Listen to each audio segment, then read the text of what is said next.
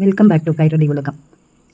கொடம்புளி பறித்து காய வச்சு அதை ப்ரிசர்வ் பண்ணுறது எல்லாமே போடலான்ட்டு இந்த ஒரு வீடியோ. அதுக்கு ஜித்து வந்திருந்தாப்புல பிரார்த்திச்சுட்டு ஏணி மேலே ஏறுறான் பாருங்க. எல்லாருக்கும் அவரவர் ஆயுதங்கள் அவங்களுக்கு கடவுள்.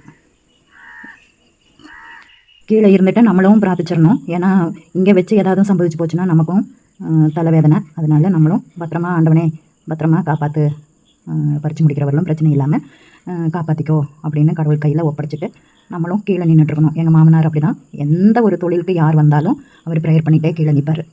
அவர் இறங்குறவர்களும் அவர் ப்ரேயர் பண்ணிகிட்டே இருப்பார், கூடவே இருப்பார். அவரோட மனசு வந்து ஆண்டவன்ட்டே இருக்கும்.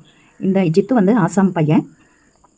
நம்ம யூடியூபுக்காக பெங்கால் பையன்னு சொன்னால் கூட அவனுக்கு பிடிக்காது. உடனே பெங்கால் இல்லை ஆசாம் அப்படின்வான். அவன்கிட்ட எல்லாமே ஆக்ஷனில் தான் பேச முடியும்.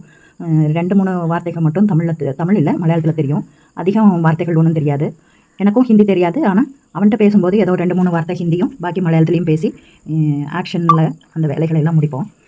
இந்த கொடம்புளி வந்து நல்ல மழை சமயத்தில் தான், சோன மழை 24 மணி நேரமும் மழை பெய்கிற காலத்தில் தான் இந்த கொடம்புளி விழுகும் உண்டாகும்.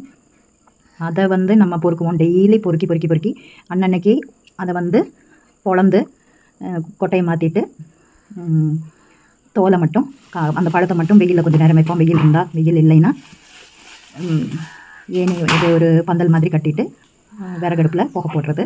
அடியில் வந்து நல்ல காஞ்ச கொட்டாங்குச்சியை பற்ற வச்சுட்டு அதுக்கப்புறமேல தேங்காய் மட்டைகளை போட்டு காய வச்சுட்டு அதுக்கும் மேலே நனைஞ்ச தேங்காய் மட்டைகளை வச்சு புகை போட்டுகிட்டே இருந்தால் அந்த கொடம்புளி ஒரு நாள் பெருக்காமல் விட்டுட்டா கூட அடுத்த நாள் நம்ம அதை பார்க்கும்போது அது பூசணம் புளுத்த மாதிரி இருக்கும். ஆனால் பூசணம் புளுத்திருக்காது, மேல்ட்டு அப்படியே கொஞ்சம் ஜாஸ்தி பழுப்பான மாதிரி இருக்கும். அப்போ அதை வந்து நம்ம திரும்ப கொட்டையெல்லாம் நீக்கிட்டு வெயில் ஒரு 5 நிமிஷம் தான் வெயில் கிடைக்கும் இந்த சமயத்தில். 5 நிமிஷம் வெயிலுக்காக அதை என்னென்னமோ இங்கேயும் வச்சு வெயில்லையும் வச்சு நெருப்புலையும் சுட்டு பாட வேண்டியது இருக்கும்.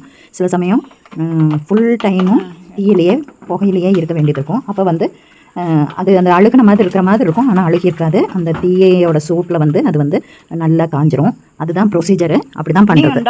கிராமங்கள்ல எல்லாம் இப்படி தான் நமக்கு பிரயோஜனம் உள்ள மரங்களை வச்சு வளர்த்தி எடுப்பாங்க.